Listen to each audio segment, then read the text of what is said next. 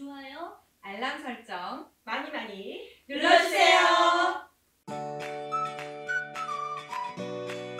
네, 안녕하세요. 금융소비자TV 강일아입니다. 오늘도 우리에게 꿀팁 전해주실 성공가계부 대표 이사연 대표님 모셨습니다. 안녕하세요. 네, 안녕하세요. 안녕하세요. 대표님, 우리 저번 시간에 성공가계부의 재무관리 시스템에 대해서 이야기 나눠봤잖아요. 네. 그때 이제 가정경제는 기업경제만큼 시스템이 굉장히 중요하다라고 말씀해 주셨어요. 그렇죠. 그렇죠. 자, 오늘은 이 재무관리를 어떻게 해야 되는지 구체적으로 한번 이야기 나눠보도록 할게요. 네. 가정의 재무관리 어떻게 시작해야 할까요? 네.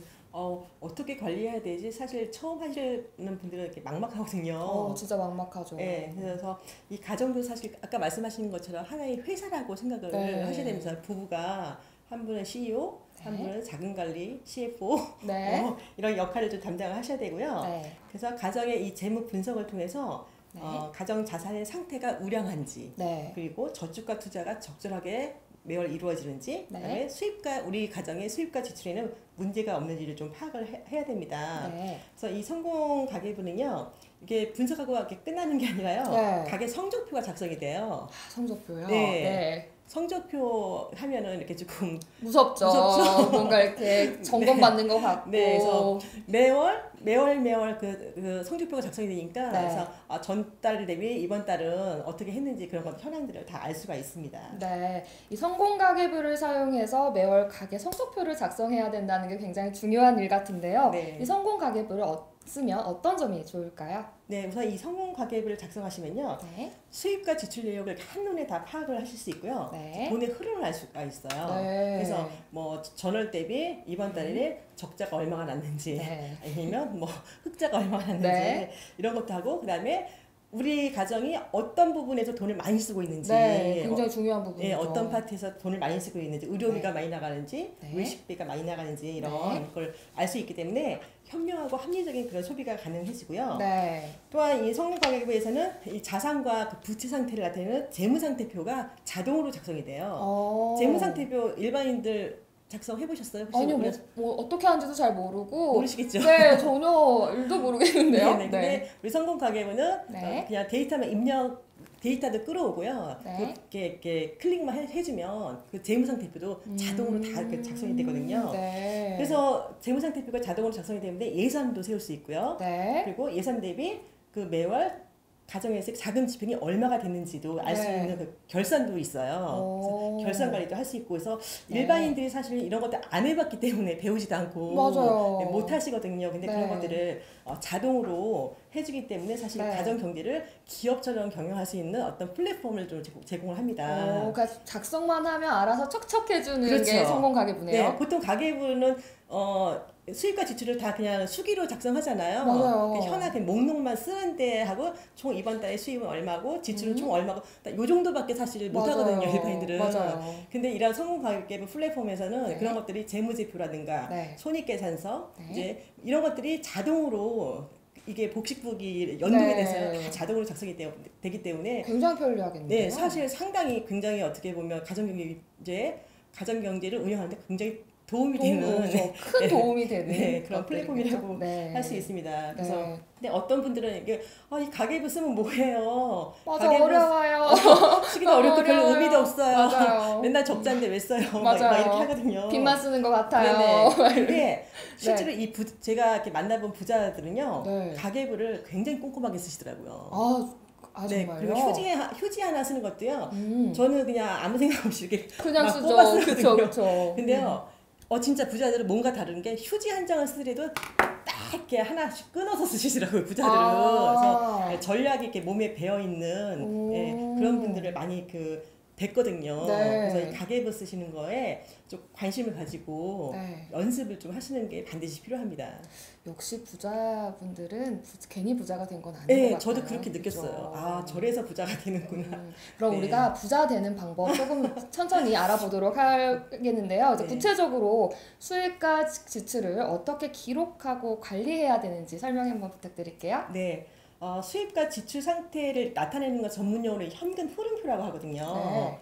네. 그래서 그리고 이 현금 흐름표에서 수입과 지출을 입력하면 네. 흑자인지 적자인지 유무를 알 수 있는 거 아까 말씀드린 손익 계산서가 되고요. 네. 네, 그건 월 단위로 작성을 하시면 됩니다. 네. 그리고 수입을 입력하실 때는 뭐 근로소득인지 네. 또 사업소득인지 뭐 임대소득인지 아니면 뭐 기타 소득인지 이런 것들을 자신에게 발생하는 그런 소득들을 입력을 하시면 되고요. 네. 근데 지출을 입력하실 때는 분류를 이제 그 고정 지출하고 네. 변동 지출을 나눠서 입력을 해야 되거든요. 아, 근데 네. 고정 고정 지출은 지출, 변동 지출. 반드시 나가야 되는 지출. 그렇죠. 예, 보험료라든가 네. 그다음에 뭐 저축, 그다음에 부모님 용돈, 학원비, 자녀들 예. 학원비 같은 예, 것들. 줄일 수 없는 것들. 네. 이제 그런 거가 고정 지출에 해당이 되는 거고 네. 변동 지출은 이제 마음 먹으면 줄일 수 있는 거. 본인이 조금 뭐 외식비라든가 외식비. 예, 뭐 이런 것들을 이제 분리해서 네. 입력을 하고요. 네. 그래서 어떤 부분이 과다하게 지출되었는지를 반드시 파악을 하고 좀 검토하는 그런 과정을 거쳐야 됩니다. 네, 수익 대비 지출액과 지출 항목에 대해서 정확하게 파악하는 게 중요할 것 같은데요. 네. 이 현금 흐름표 작성할 때 주의해야 되는 점은 뭘까요? 네. 먼저 이 수입을 입력하실 때는 그 수입의 형태를 파악을 해야 되는데요. 네. 이게 매달 고정적으로 발생하는 이런 고정 수입인지 네. 아니면 뭐 가끔 발생하는 비정기 수입인지 네. 이런 것들을 조금 파악을 하셔야 그 네. 지출의 방향을 잡으실 수가 있어요. 네.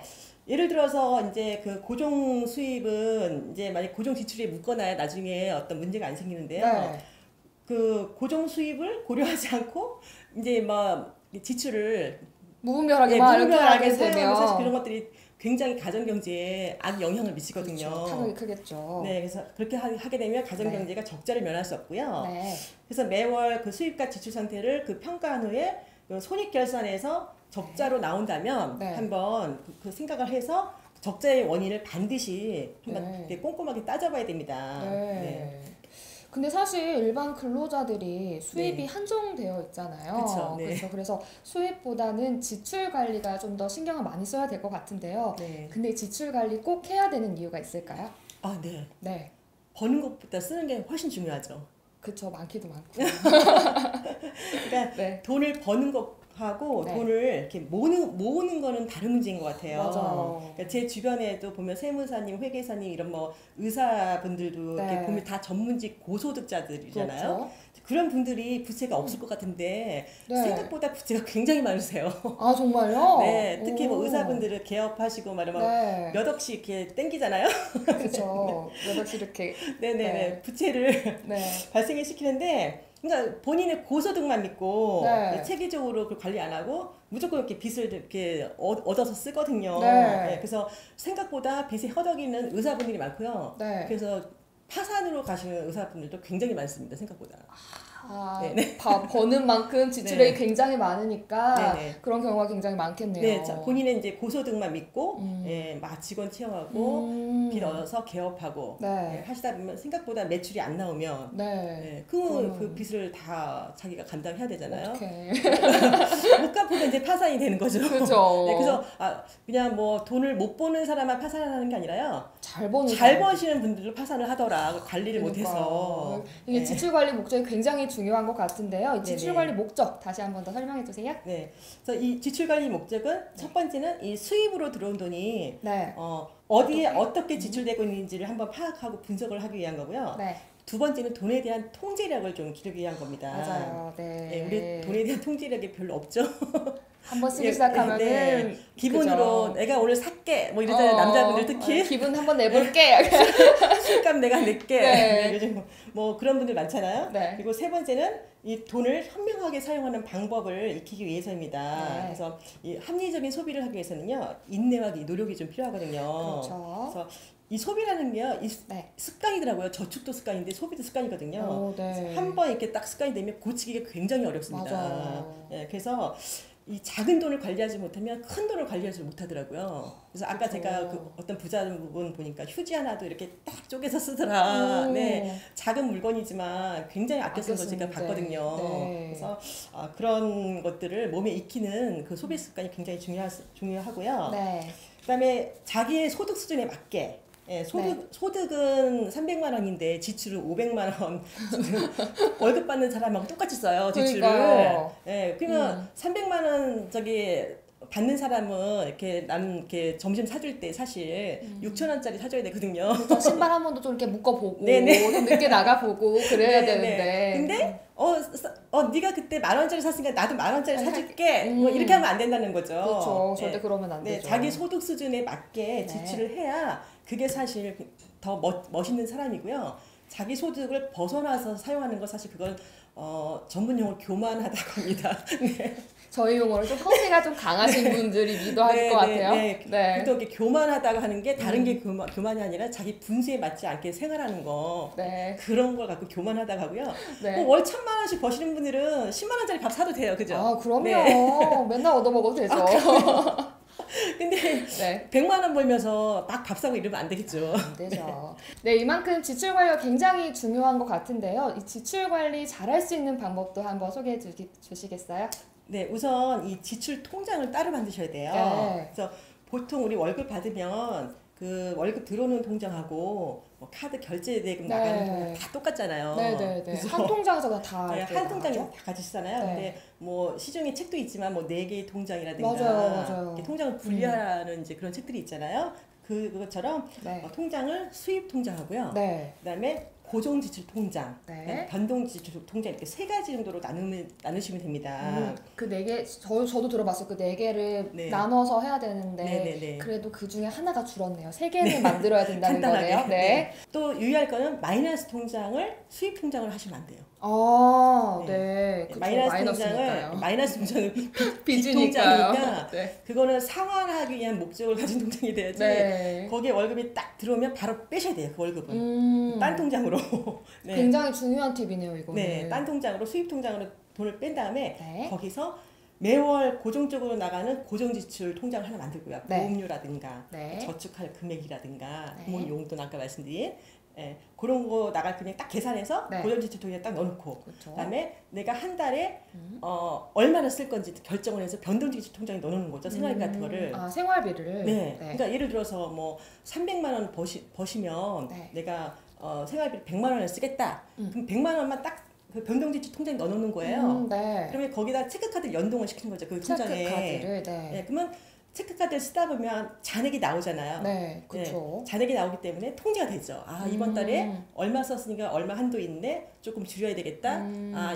좀 여유가 있네. 이번 달은 애들 뭐 치킨 한 번 더 사주겠다. 되겠다? 뭐 이런 식으로 이게 잔액이 보이기 때문에 그쵸. 하는데 그래서 신용카드보다는 이렇게 체크카드를 반드시 쓰셔야 되고요. 네. 본인의 소득 대비 저축과 투자액을 결정을 하셔야 돼요. 네. 그러니까 반드시 진짜 지금 저축할 돈이 없어요. 지금 네. 생활비도 부족하고 근데 아까 말씀드린 소비도 습관이지만 저축도 습관이거든요. 그쵸. 그러니까 단돈 10,000원이라도 네. 네, 단돈 1, 2만 원이라도요. 특히 뭐 청약통장 같은 건 최하금액 2만 원부터 시작이 되잖아요. 그쵸. 그러니까 단돈 2만 원부터라도 좀 저축하는 것을 네. 습관을 가지셔야 되고요. 네. 그다음에 고정지출과 변동지출 비율을 정해야 돼요. 그러니까 네. 왜냐면은 이제 이게 금액을 정해놓는 것보다 비율을 정하는 게 좋거든요. 그렇죠. 예, 그러니까 금액을 정해놓으면 삶의 만족도가 조금 뭐랄까 질이 조금 떨어질 네, 것 질이 같기도 해요. 떨어질 네. 비율을 정하면은 내가 예를 들어서 뭐 전월에 남은 돈이 예를 들어서 50만 원이다. 네. 남은 돈이 아껴서 네. 근데 이번 달에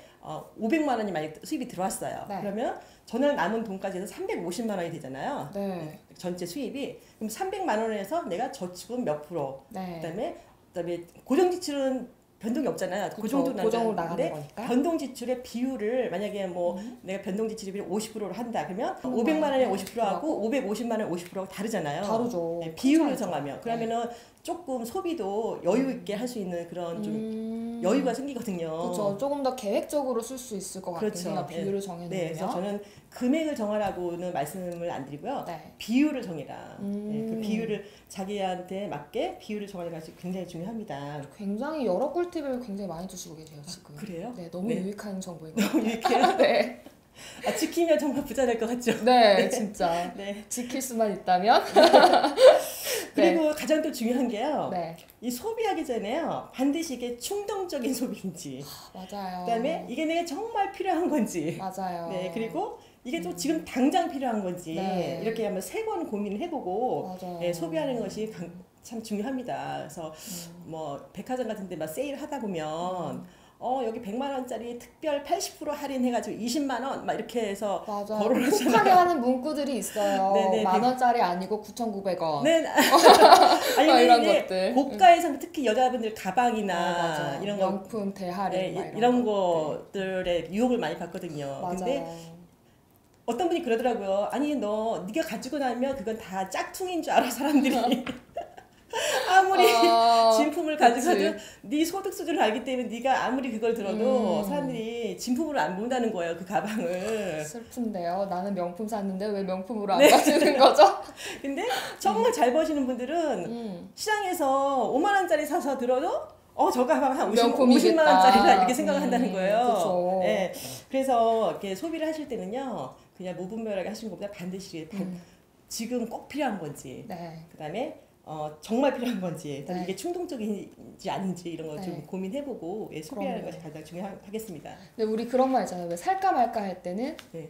말아야 한다. 알아야 된다. 말아야 네. 한다. 명언이네요. 백화점에 갔을 때 살까 네. 말까 했을 때는 말아야 한다는 거 꼭 네. 명심해 두셔야 될 것 네. 같은데요. 근데 이게 또 지출을 통제하기만 하면 네. 굉장히 큰 스트레스가 되잖아요. 그렇죠. 그러니까 그만큼 소비를 지혜롭게 해야 된다는 말인 것 같은데요. 네. 소비를 현명하게 하려면 어떻게 해야 될까요? 네.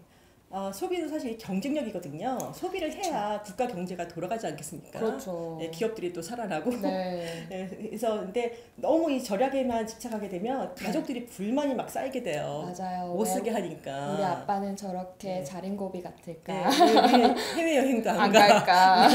뭐 이런 식으로 네, 불만이 많이 쌓이게 되는데요. 네. 사실 이 소비는 이 가족들이 건강하게 또 행복하게 살 수 있는 그런 원동력이 되거든요. 네, 또 치킨 한 번이 얼마나 우리의 큰 행복을 주는데요. 아, 네.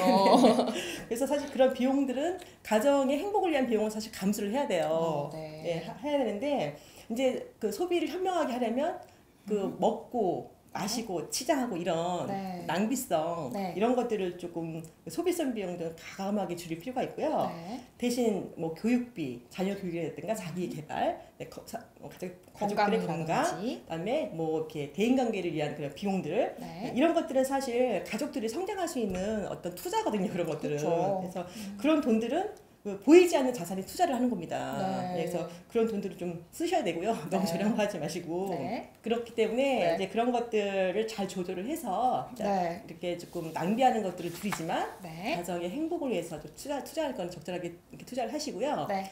가장 중요한 건 비율. 그쵸. 아까 말씀드린 저축 비율, 그다음에 네. 지출 비율. 네. 비율을 소득 안에서 네. 소득 안에서 반드시 적당히 하시는 게 나눠서. 네. 네. 가장 중요합니다. 네.